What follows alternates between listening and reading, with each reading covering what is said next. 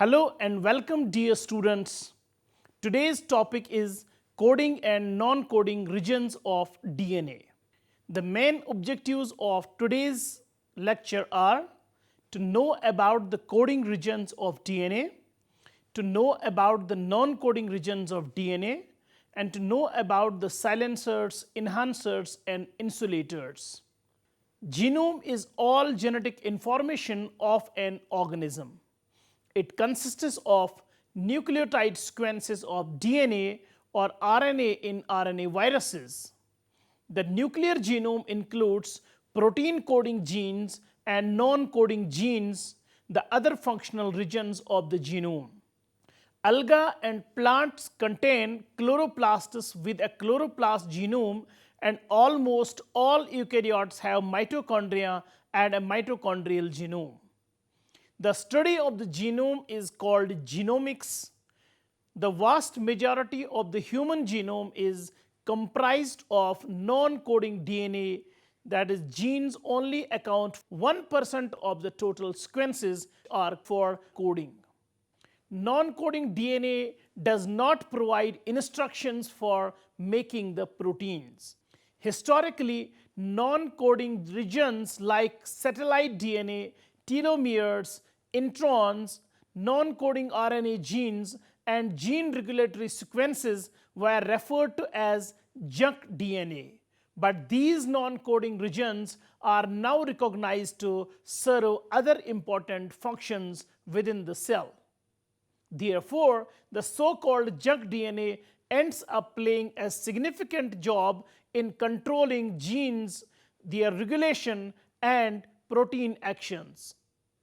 Most purported junk DNA probably will not be junk anymore, and these puzzling components of the genome may have some important biological functions regardless of whether they do not undergo protein expression. In 1978, Walter Gilbert published Why Genes in Pieces, which first began to explore the idea that the gene is a mosaic, that each full nucleic acid strand is not coded continuously but is interrupted by silent non-coding regions. This was the first indication that there needed to be a distinction between the parts of the genome that code for proteins, now called coding regions, and those that do not code, which are known as non-coding regions. Coding DNA has genes that encode for protein. The coding region has the nucleotide sequence that codes for the proteins. They can transcribe, translate, and produce new proteins. These proteins have structural, functional, as well as regulatory importance in the cell. The percentage of coding DNA is less than the non-coding DNA. In DNA, the coding region is flanked by a promoter sequence on the 5' end of the template strand and the termination sequence on the 3' end. During transcription, the RNA polymerase or RNAP binds to the promoter sequence and moves along the template strand to the coding region. This RNA polymerase then adds RNA nucleotides complementary to the coding region in order to form the mRNA, substituting uracil in place of thymine. This continues until the RNA polymerase reaches the termination sequence. After transcription and maturation, the mature mRNA formed encompasses multiple parts important for its eventual translation into a protein. The coding region in an mRNA is flanked by the 5' untranslated region, that is 5' UTR, and 3' untranslated region, that is 3' UTR. The 5' cap and poly A tail, during translation, the ribosome facilitates the attachment of the tRNA to the coding region, that is 3 nucleotides at a time. The tRNA transfers their associated amino acids to the growing polypeptide chain, eventually forming the protein defined in the initial DNA coding region. The protein encoded sequences of coding DNA are transcribed to mRNA. The mRNA is translated into amino acid sequences. These sequences make the proteins. The coding region of DNA contains genes that provide the instructions for protein synthesis. Genes are composed of regions that go on to form codons and hence are considered protein coding, and regions that are only there for regulatory reasons, meaning they do not code for proteins.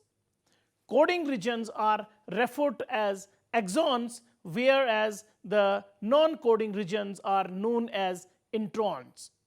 Protein coding regions in DNA are known to have a higher GC concentration than the rest of the DNA molecule. Within the gene, there are regions that form start and stop codon.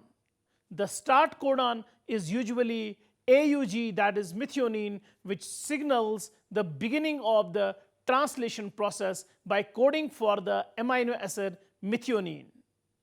Stop codons, on the other hand, signal the end of the translation process and the completion of protein synthesis through use of mRNA strand. Stop codons are either UAA, UGA, or UAG, Ochre, Amber, or Opal. Dear students, let's now discuss the regulation of coding regions. The coding region can be modified in order to regulate gene expression. Alkylation is one form of regulation of the coding region. The gene that would have been transcribed can be silenced by targeting a specific sequence. The bases in this sequence would be blocked using alkyl groups, which create the silencing effect. While the regulation of gene expression manages the abundance of RNA or protein made in a cell, the regulation of these mechanisms can be controlled by a regulatory sequence found before the open reading frame begins in a strand of DNA. The regulatory sequence will then determine the location and the time that expression will occur for a protein coding region. RNA splicing ultimately determines what part of the sequence becomes translated and expressed, and this process involves cutting out introns and putting together exons. Where the RNA spliceosome cuts, however, is guided by the recognition of splice sites, in particular the 5' splicing site, which is one of the substrates for the first step in splicing. The coding regions are within the exons, which become covalently joined together to form the mature messenger RNA. Let's now discuss the mutations in the coding regions. Mutations in the coding region can have very diverse effects on the phenotype of the organism. While some mutations in this region of DNA or RNA can result in advantageous change, others can be harmful and sometimes even lethal to an organism's survival. In contrast, changes in the coding region may not always result in detectable change in the phenotype. There are various forms of mutations that can occur in coding regions. One form is silent mutations, in which a change in nucleotide does not result in any change in amino acid after transcription and translation.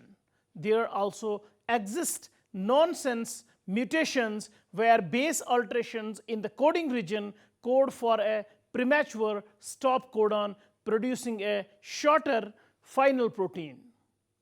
Point mutations or single base pair changes in the coding region that code for different amino acids during translation process are called missense mutations. Other types of mutations include frame shift mutations such as insertions or deletions. Dear students, let's now discuss the non-coding DNA.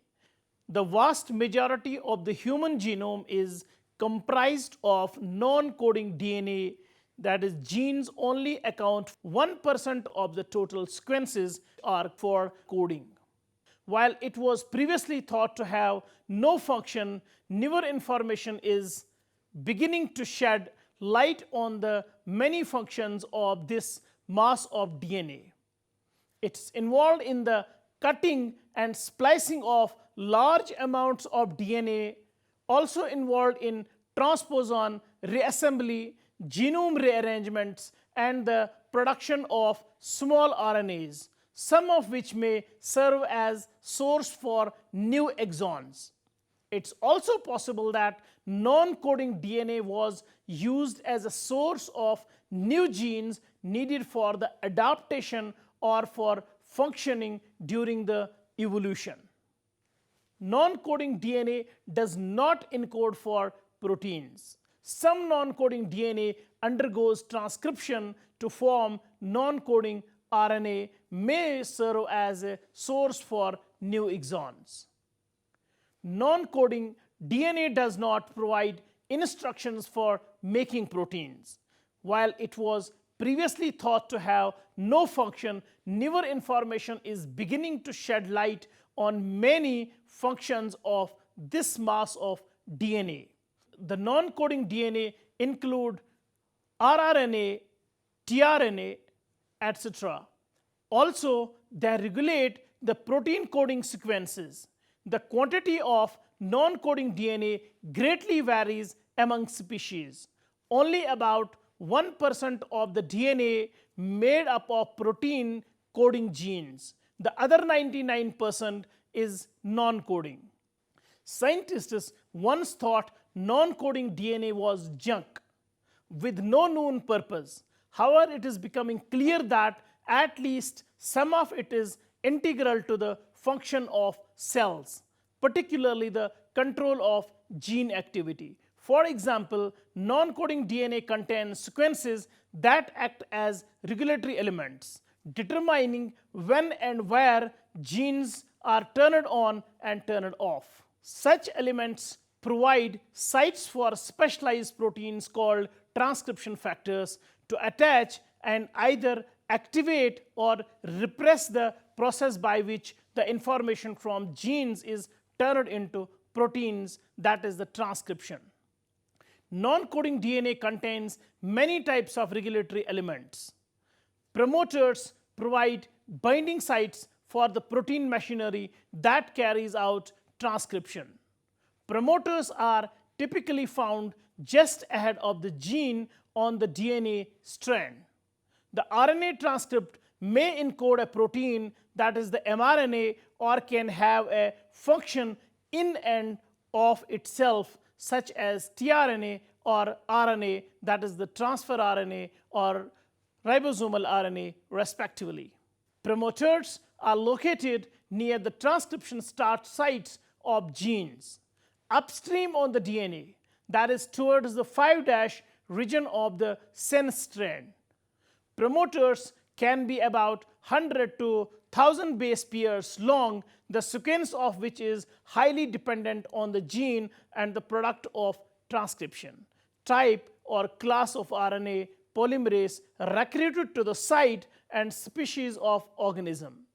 Promoters control gene expression in bacteria and eukaryotes. RNA polymerase must attach to DNA near a gene for transcription to occur. So promoter DNA sequences provide an enzyme binding site also. The 10 sequence is TAAT to 35 sequences are conserved on average but not in most promoters. Regulatory elements are sites that control the transcription of a nearby gene. They are almost always sequences where transcription factors bind to DNA, and these transcription factors can either activate transcription or repress transcription. Regulatory elements were discovered in the 1960s and their general characteristics were worked out in the 1970s by studying specific transcription factors in bacteria and bacteriophage. Promoters and regulatory sequences represent an abundant class of non-coding DNA, but they mostly consist of a collection of relatively short sequences, so they don't take up a very large fraction of the genome. The exact amount of regulatory DNA in mammalian genome is unclear because it is difficult to distinguish between spurious transcription factor binding sites and those that are functional. The binding characteristics of typical DNA binding proteins were characterized in the 1970s, and the biochemical properties of transcription factors predict that in cells with large genomes, the majority of binding sites will be fortuitous and not biologically functional. Enhancers provide binding sites for proteins that help activate transcription. Enhancers can be found on the DNA strand before or after the gene they control, sometimes far away from the actual site. Silencers provide binding sites for proteins that repress transcription. Like enhancers, silencers can be found before or after the gene they control and can be sometimes distance away on the DNA strand. Insulators provide binding sites for proteins that control transcription in a number of ways. Some prevent enhancers from aiding in transcription. Others prevent structural change in the DNA that repress gene activity. Some insulators can function as both an enhancer, blocker, and a barrier. Dear students, let's now discuss the untranslated regions. The standard biochemistry and molecular biology textbooks describe non-coding nucleotides in mRNA located between the 5' end of the gene and the translation initiation codon. These regions are called 5' untranslated regions or 5' UTRs. Similar regions called 3' untranslated regions or 3' UTRs are found at the end of the gene. The 5' UTRs and 3' UTRs are very short in bacteria, but there can be several hundred nucleotides in length in the eukaryotes. They contain short elements that control the initiation of translation, that is 5' UTRs, and transcription termination, that is 3' UTRs, as well as regulatory elements that may control mRNA stability, processing, and targeting to different regions of the cell. Other regions of non-coding DNA provide instructions for the formation of certain kinds of RNA molecules. RNA is a chemical cousin of DNA. Examples of specialized RNA molecules produced from non-coding DNA include transfer RNA and ribosomal RNA, which help assemble protein building blocks into a chain that forms a protein, microRNAs, which are short lengths of RNA that block the process of protein production, and long non-coding RNAs, which are longer lengths of RNA that have diverse roles in regulating gene activity. Dear students, let's now discuss the microRNAs. MicroRNAs are small non-coding RNAs with an average 22 nucleotides in length. Most miRNAs are transcribed from DNA sequences into primary miRNAs and processed into precursor miRNAs and then finally mature into miRNAs. In most cases, miRNAs interact with the 3' UTRs of target mRNAs to suppress expression. However, interaction of miRNAs with other regions, including the 5' UTR coding sequences and the gene promoters, have also been reported. Furthermore, microRNAs have been shown to activate gene expression under certain conditions. Recent studies have suggested that miRNAs are shuttled between different subcellular compartments to control the rate of translation and even transcription. miRNAs are critical for normal animal development and are involved in a variety of biological processes. Aberrant expression of these miRNAs is associated with many human diseases. In addition, miRNAs are secreted into extracellular fluids. So extracellular miRNAs have been widely reported as potential biomarkers for a variety of diseases, and they also serve as signaling molecules to mediate cell-cell communication. Dear students, let's now discuss telomeres and non-coding DNA. Some structural elements of chromosomes are also part of non-coding DNA. For example, repeated non-coding DNA sequences at the ends of chromosomes form telomeres. Telomeres protect the ends of the chromosome from being degraded during the copying of genetic material. Repetitive non-coding DNA sequences also form satellite DNA, which is a part of other structural elements. Satellite DNA is the basis of the centromere, which is the constriction point of the X-shaped chromosome pair. Satellite DNA also forms heterochromatin, which is densely packed DNA that is important for controlling gene activity and maintaining the structure of the entire chromosome. Dear students, let's now discuss introns as non-coding regions. An intron is any nucleotide sequence in a DNA molecule or within a gene that is removed by RNA processing during the production of the final RNA product. The word intron is derived from the term intragenic region, that is a region inside a gene. The term intron refers to both the DNA sequence within a gene and the corresponding RNA sequence in RNA transcripts. Introns are found in the genes of most organisms and many viruses, and that can be located in both protein coding genes and genes that are functional as RNA, that is non-coding genes. Dear students, let's now discuss their classification. Splicing of all intron containing RNA molecule is superficially similar. However, different types of introns were identified through the examination of intron structure by DNA sequence analysis, together with genetic and biochemical analysis of RNA splicing reactions. At least 4 distinct classes of introns have been identified till date. Introns in nuclear protein coding genes that are removed by spliceosomes. They are called spliceosome introns.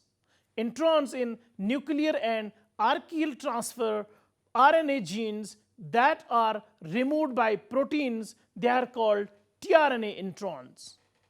Self-splicing group 1 introns that are removed by RNA catalysis. Self-splicing group 2 introns that are removed by RNA catalysis. So group 3 introns are proposed to be a 5th family, but little is known about the biochemical apparatus that mediates their splicing. They appear to be related to group 2 introns and possibly to spliceosomal introns. The spliceosomal introns are characterized by specific intron sequences located at the boundaries between introns and exons. These sequences are recognized by spliceosomal RNA molecules when the splicing reactions are initiated. In addition, they contain a branch point, a particular nucleotide sequence near the 3' end of the intron that becomes covalently linked to the 5' end of the intron during the splicing process, generating a branched intron. Apart from these 3 short conserved elements, nuclear pre-mRNA intron sequences are highly variable. Nuclear pre-mRNA introns are often much longer than their surrounding exons. Now, the tRNA introns. Transfer RNA introns that depend upon proteins for removal occur at a specific location within the anticodon loop of unspliced tRNA precursors and are removed by a tRNA splicing endonuclease enzyme. The exons are then linked together by a second protein, the tRNA splicing ligase. Note that self-splicing introns are also sometimes found within the tRNA genes. Dear students, let's now discuss about group 1 and group 2 introns. Group 1 and group 2 introns are found in genes encoding proteins, that is the messenger RNA or mRNA, transfer RNA or tRNA, and ribosomal RNA or rRNA in a very wide range of living organisms.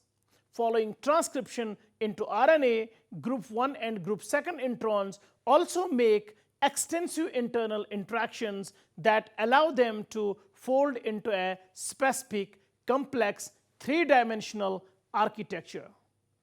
These complex architectures allow some group 1 and group 2 introns to be self-splicing, that is, the intron containing RNA molecule can rearrange its own covalent structures so as to precisely remove the intron and link the exons together in the correct order.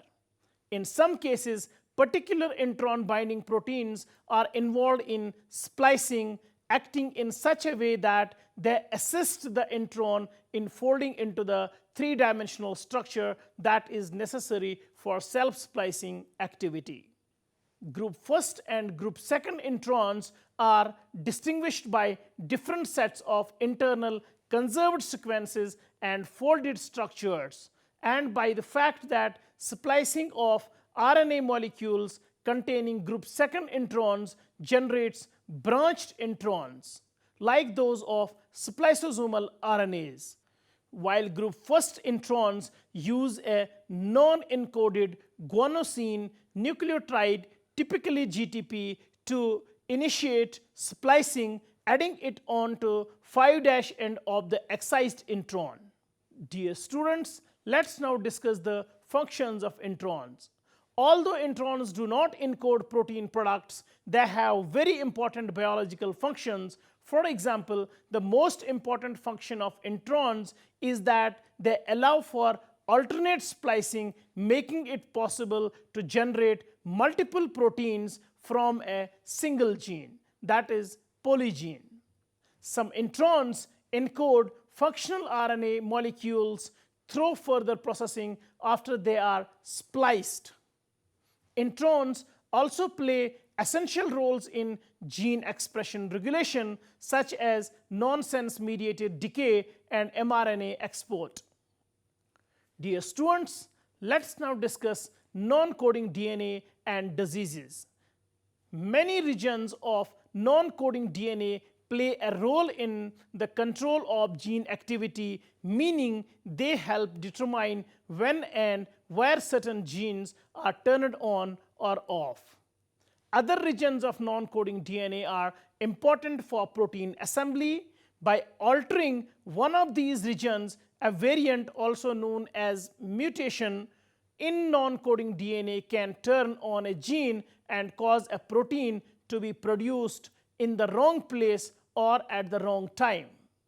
Alternatively, a variant can reduce or eliminate the production of an important protein when it is needed. Not all changes in non-coding DNA have an impact on health, but those that alter the pattern of the critical protein can disrupt normal development or cause a health problem.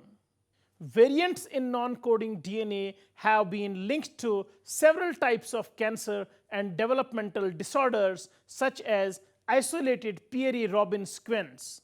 This condition is caused by changes in the regions of non-coding DNA that acts as enhancer elements. Enhancers attach proteins that help turn on particular genes. The enhancers altered in isolated Pierre-Robin sequence control the activity of the SOX9 gene.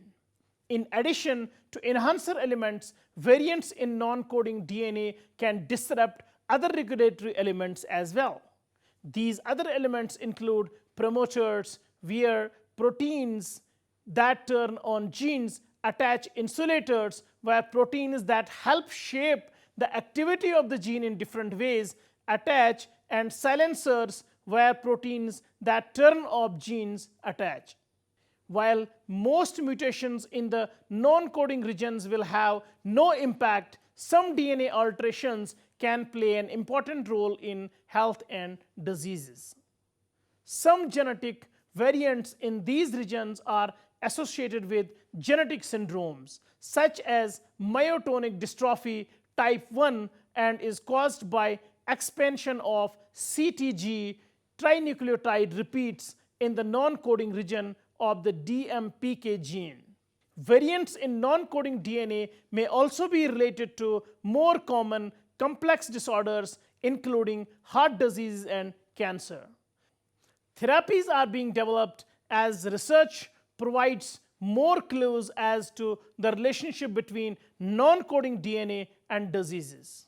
Dear students, it was all about today's lecture. Hope you have understood it well. See you with a new topic next time. Take care. Goodbye.